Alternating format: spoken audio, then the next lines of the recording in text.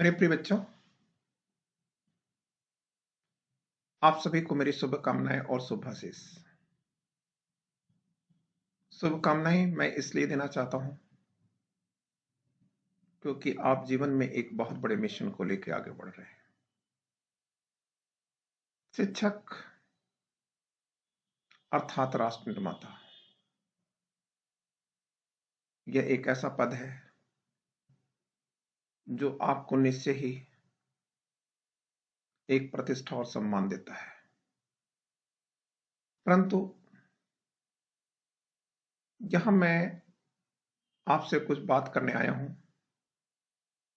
वो ये है कि उत्तर प्रदेश राज्य लोक सेवा आयोग द्वारा जीआईसी प्रवक्ता पद की परीक्षा निर्धारित तिथि को ही संपन्न होगी। क्योंकि यह परीक्षा पहली बार आयोजित की जा रही है, इसलिए आप दिशाहीनता के दौर से गुजर रहे हैं। ऐसी स्थिति में मैं आपको परीक्षा योजना से परिचित कराते हुए बताना चाहूंगा कि वैकल्पिक विषय में कुल 20 प्रश्न होंगे और ये 20 प्रश्न 3 स्वरूप को धारण किए होंगे। जैसे एक ग्रुप में कुल 5 प्रश्न होंगे जो 25-25 अंक के होंगे तथा प्रत्येक प्रश्न पर 250 शब्द लिखने होंगे। जबकि ग्रुप बी में लघु उत्तरी प्रश्न होंगे जो कि 15 अंक के होंगे और इसमें जो उत्तर लिखना होगा वह 150 शब्दों का होगा। वहीं ग्रुप सी में कुल 10 प्रश्न होंगे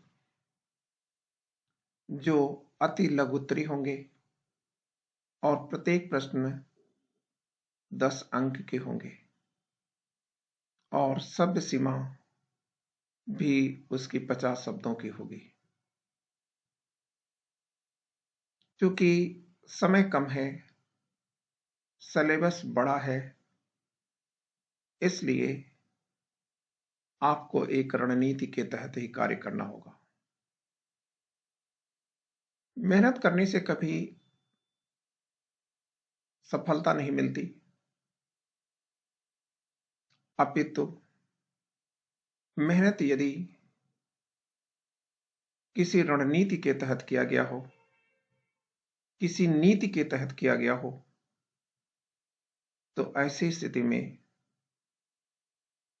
सफलता मिलती ही मिलती है। लेकिन अगर नीति नहीं तो फिर आपकी रणनीति असफल होती है। इसलिए मेरे प्यारे बच्चों, इस थोड़े से समय में आपको पढ़ना कम है, अभ्यास या प्रैक्टिस ज्यादा करना है। क्योंकि अब पढ़ने का ये दौर जमाना समाप्त हो चुका है। तो आइए अब हम देखते हैं कि इस प्रश्न पत्र में आपकी नीति और रणनीति दोनों कैसी होंगी। तो हम बिना कोई देर किए हुए यहां आपसे कहना चाहेंगे कि नीति बनाने से पहले आप ये तो जानिए कि आपका आयोग आप में खोज क्या रहा है। क्योंकि जब तक आप ये नहीं समझ पाएंगे तब तक आपका प्रयास और आपकी मेहनत को एक दिशा नहीं प्राप्त हो सकेगी। मेरे बच्चों, लोक सेवा आयोग ने यह तो नहीं लिखा कि वह आप में क्या खोज रहा है, परंतु यह पारखी ही व्यक्ति होगा जो आपको बता सकेगा कि उससे उसके प्रश्न के स्वरूप उसकी खोज और उसकी मांग दोनों को अभिव्यक्ति दे रहे हैं। मेरे बच्चों, लोक सेवा आयोग आपसे ऑप्शनल विषय, मुख्यतः मैं इतिहास विषय की बात करना चाह रहा हूं। इसमें 3 प्रकार के प्रश्न पूछ रहा है। तो आइए अब हम उन प्रश्नों पर, उनके जो स्वरूप है उस पर चर्चा कर लेते हैं। वैसे मैं एक बार आपको इनके परीक्षा के जो प्रारूप है मैं उसे भी दिखाना चाहूंगा, और उसे दिखाने के बाद तब मैं आपको बताऊंगा कि आपकी रणनीति क्या होनी चाहिए, ताकि आप आयोग की जो मांग है उस मांग की पूर्ति करने में सफल हो और आपकी सफलता सुनिश्चित हो सके। तो सस्ती बातें करने की यह अवसर नहीं है, इसलिए आप एक गंभीर पद के लिए सिलेक्शन तभी पा सकते हैं जब आप गंभीर चिंतन के बाद आप प्रयास करते हैं। तो आइए सबसे पहले हम आपको इस परीक्षा पर एक सामान्य नजर डालते हैं, उसके बाद हम आपसे अगली चर्चाएं करेंगे। तो मेरे प्यारे बच्चों, अगर हम देखें तो ये हमारा सिलेबस है, जिसके अंदर कह रहा है कि मुख्य लिखित परीक्षा हेतु परीक्षा योजना एवं पाठ्यक्रम। तो इसमें कह रहा है कि जो आपका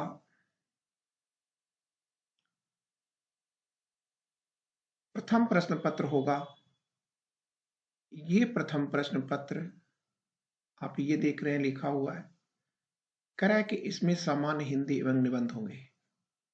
और समय इसका कितना दिखा रहा है, तो आप कहोगे कि सर ये 2 घंटे दिखा रहा है। पूर्णांक इसमें कितना है, आप ये भी देखोगे ये 100 अंक का दिखा रहा है। और जबकि ये जो सेकंड पेपर है, ये सेकंड पेपर आप देख रहे हैं कि ये वैकल्पिक विषय है, समय 3 घंटे है और पूर्णांक 300 अंक का है। तो ऐसी स्थिति में आपका चयन बहुत हद तक आपके ऑप्शनल पर निर्भर होकर रह जाता है, क्योंकि सामान्य हिंदी और निबंध की परीक्षा में कोई बहुत अंतर स्थापित नहीं कर पाएगा। लेकिन आप याद रखिएगा, अगर वो अंतर 20-25 नंबर का भी है, तो ये जो वैकल्पिक विषय है, अगर इसके अंदर आपकी रणनीति सफल रही, लेखन शैली आपकी सफल रही, तो निश्चय ही आप यहाँ से बहुत बड़ी सफलता हासिल कर सकते हैं, बड़ी स्कोर प्राप्त कर सकते हैं। और जो सफलता है, उस सफलता में आप एक मील का पत्थर भी बन सकते हैं। इसके जो पाठ्यक्रम है वो जैसा कि आप देख रहे हैं कि सामान्य हिंदी, और ये निर्धारित अंक इसके दिखाए जा रहे हैं। ठीक है, फिलहाल मैं इसके संदर्भ में आपको बातचीत करके आपके समय को ज़ाया नहीं करना चाहता। हाँ, ये जरूर बताना चाहूंगा कि जो एस्से होते हैं उसको भी एक बार मैं आपको दिखा देता हूं कि देखिए ये एस्से लिखा गया है। ये एस्से के ये जो 6 पॉइंट्स दिए गए हैं, आपको इसमें से एक निबंध लिखना है। तो आप अपनी रुचि के अनुसार, जिसमें आपकी रुचि हो, उसी एक क्षेत्र का चयन कर लें और वहां पर आप अच्छा करें। देखिए, आजकल जो मार्केट है ना, इस मार्केट में तमाम प्रकार के साहित्य होंगे, जिसमें किसी में 100 एस्से दिया गया होगा, किसी में 50 एस्से दिया हो गया होगा, तमाम बड़ी बड़ी बातें की जाती होंगी। लेकिन याद रखिएगा, आप उस एसे के अंदर या उस निबंध के अंदर जब तक आप मौलिकता को झलका नहीं पाएंगे तब तक आपकी मार्किंग नहीं होगी। इसलिए आप इनमें से किसी एक विषय का चयन कर लें और उसी एक विषय पर आप अनेक तरीके से पढ़ लें और उस अनेक तरीके से पढ़े गए विषय वस्तु पर ही अपनी मेहनत करें और उस पर एसे को संपादित करने की कोशिश करें। लेकिन बच्चों, अब मैं आपका ध्यान आकर्षित करूंगा और आपको ले चलूंगा एक नए दृष्टिकोण की ओर, एक नए विचार की ओर। तो अब मैं आपसे बात करूंगा मुख्य परीक्षा के लिए। तो अगर हम मुख्य परीक्षा की बात करें आपसे, तो हमें आपसे कहना है कि देखिए, जो मुख्य परीक्षा होगी उस मुख्य परीक्षा के अंदर 3 प्रश्न आपको लिखने होंगे। ठीक है, एक 3 प्रश्न नहीं बल्कि 3 प्रकार के प्रश्न होंगे। प्रश्न तो कुल 20 आएंगे। ठीक है, लेकिन इस जो 20 क्वेश्चन आएंगे, ये जो 20 क्वेश्चन हैं, अगर आप देखें तो इसका स्वरूप 3 प्रकार का है। प्रथम में दीर्घ उत्तरी प्रश्न आएंगे, मतलब लॉन्ग प्रश्न आएंगे, दीर्घ उत्तरी जिसे आप कह रहे हैं। और सेकंड में लघु उत्तरी आएंगे। और जो थर्ड कैटेगरी है, सी कैटेगरी, इसमें आपको सॉल्व करना होगा अति लघु उत्तरी। अब आप जरा एक बात देखिए कि ये 3 प्रकार के क्वेश्चन क्यों दिए गए। कभी अगर आप इस पर चिंतन करेंगे तो आपकी नीति और रणनीति दोनों बन जाएगी। अगर आप ये देखें कि जो दीर्घ उत्तरी प्रश्न आयोग आपसे पूछना चाह रहा है, इसके पीछे आयोग की मंशा क्या है, तो आप कह दोगे कि सर, इसके पीछे आयोग की मंशा ये है कि वह चाहता है कि आप किसी विषय वस्तु में जो विविधताएं होती हैं, उन विविधताओं में सामंजस्य स्थापित करने में सफल है या नहीं। इसलिए ये जो क्वेश्चंस आते हैं, ये क्वेश्चन सदैव विविधताओं से भरे होते हैं। और इसको लिखा कैसे जाएगा, तो आप कहेंगे कि सर, ये दीर्घ उत्तरी जितने भी प्रश्न होते हैं, आयोगों में जो भी प्रश्न आते हैं, ये सभी एनालिटिकल लिखे जाते हैं या विश्लेषणात्मक लिखे जाते हैं। अब आपके मन में ये आ रहा होगा कि ये विश्लेषणात्मक का अर्थ क्या होता है। तो आप कह दीजिएगा कि सर, अतीत को वर्तमान से और वर्तमान को अन्य विविध आयामों से जोड़ने की क्षमता जो होती है, वही एनालिसिस है, वही विश्लेषणात्मक है। आप ऐसा कुछ भी यहां देखिए, यह परीक्षा लोक सेवा आयोग ले रहा है, तो लोक सेवा आयोग कभी भी आपसे सीधे साधे क्वेश्चन नहीं पूछता। लोक सेवा आयोग आपसे जब भी क्वेश्चन पूछेगा तो ये देखेगा कि लड़के के अंदर या हमारे जो हमारी खोज है, उसके अंदर इथिकल और वर्चुअल, मतलब नैतिक, आप कह सकते हैं कि सदाचार की प्रवृत्तियां भी उसके अंदर मौजूद हैं या नहीं। क्या वह विविधताओं में सामंजस्य स्थापित कर पा रहा है या नहीं। तो इस प्रकार से ये क्वेश्चन जो आएंगे, ये क्वेश्चन सीधे साधे कभी नहीं होते। लघु उत्तरी जो प्रश्न होता है, इस लघु उत्तरी प्रश्न में वह क्या करना चाहता है, तो आप कहेंगे कि सर, आपके अंदर स्पष्टवादिता की तलाश करना चाहता है। क्लियर? स्पष्टवादिता की तलाश कि आप कितने स्पष्टवादी हैं और उस स्पष्टवादिता को आप कम से कम शब्दों में कैसे पिरो देते हैं। सेकंड चीज आता है अति लघुत्तरी प्रश्न। तो अति लघुत्तरी प्रश्न में आयोग आपके अंदर क्या खोज रहा था, मतलब क्या खोज रहा होता है, क्या जांचना चाहता है आयोग आपके अंदर।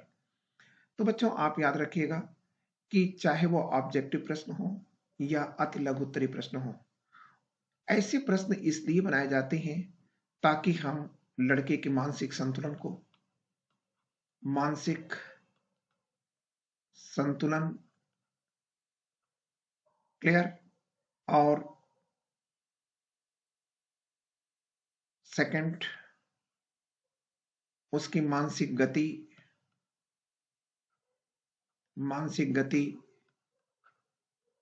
और पुनः उसकी व्यापकता की जांच कर सके। तो आप याद रखिएगा कि अति लघु उत्तरीय प्रश्न बनाने के मूल में ये बातें छिपी होती हैं। तो मेरे प्यारे बच्चों, हमें जब अपना अध्ययन पूर्ण करना हो तो हमें इन बातों को ध्यान रखना होगा। मतलब दीर्घ उत्तरीय प्रश्न जब हम लिखें तो वह विश्लेषणात्मक हो, लघु उत्तरीय प्रश्न लिखें तो वह स्पष्टवादी हो और दिए गए शब्दों के अंतर्गत ही हम अपनी पूरी बात को कहने में सफल हों। ठीक है। और अति लघु उत्तरीय प्रश्न आपके ये देखिए जो लास्ट फेज में है, ये है व्यापकता। तो आप व्यापक हो, जब आप व्यापक होंगे तो आप इसे कैसे कर सकते हैं? जब आपकी मानसिक जो गति है यह तेज है और आपके अंदर मानसिक संतुलन है, तभी आप अति लघु उत्तरीय प्रश्न कर सकते हैं। इसलिए मेरे प्यारे बच्चों, मैं केडी सिंह, जो कि 31 वर्षों से इतिहास विषय के अध्ययन और अध्यापन के लिए जाना जाता हूं, आप सभी से ये रिक्वेस्ट करूंगा कि अब आप तीनों ही सेक्टर का मतलब ये हो गया कि फर्स्ट सेक्टर जो आपका आएगा प्राचीन भारतीय इतिहास, सेकंड सेक्टर जो आ रहा है वो है मध्यकालीन भारतीय इतिहास, और जो थर्ड सेक्टर आ रहा है वो है आधुनिक भारतीय इतिहास।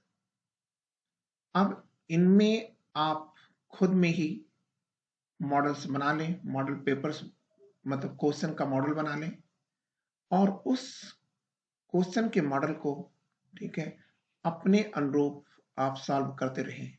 ठीक है। यही प्रक्रिया आपको दूसरे और तीसरे पोर्शन में भी अपनानी है। ठीक है। मैं ये चाहूंगा कि मेरे द्वारा आपके पथ में जो रोड़े हैं उसको यथासंभव तरीके से हटाया जाए। ठीक। और इसके लिए मैं सतत प्रयत्नशील रहूंगा।